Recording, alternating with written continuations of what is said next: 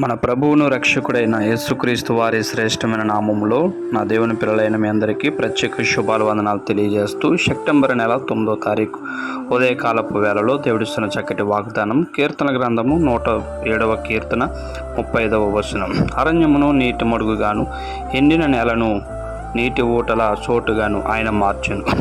ప్రియమైన దేవుని బిడ్డలారా, ఈ వాక్యం వింటున్న నా దేవుని జనంగమా, దేవుడు అంటున్నాడు, అరణ్యముగా ఉన్న నీ జీవితాన్ని, లేకపోతే నేలలో ఎండిన నేలగా ఉన్న నీ జీవితాన్ని ప్రభు ఎలా మారుస్తాడంట?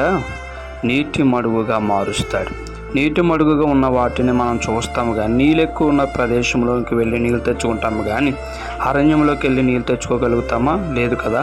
అలాగే ఎండిపోయినటువంటి చెట్టు దగ్గరికి మనం వెళ్తామా? లేదు. ఫలించే చెట్టు దగ్గరికి వెళ్తాం. దేవుడు అంటున్నాడు, అరణ్యమును లేదా ఎండినటువంటి భూమిని నీలోంచి తీసివేస్తాను. అంటే ఫలించలేనటువంటి వాటిని తీసివేసి ఫలించేటువంటి ప్రదేశంలో నిన్ను పెడతాను. ఆ ప్రదేశమే దేవుని యొక్క చిత్తం, దేవుని ఉద్దేశం, దేవుని హస్తం.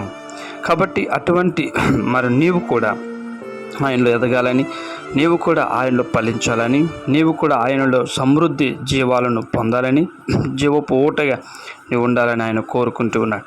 ఇట్టి వాగ్దానం మీ అందరి జీవితంలో నెరవేరునుగాక. ఈ వాగ్దానం మీ జీవితంలో బలపరచునుగాక. ఆమేన్. మహాపరిశుద్ధుడానికి వందనాలు.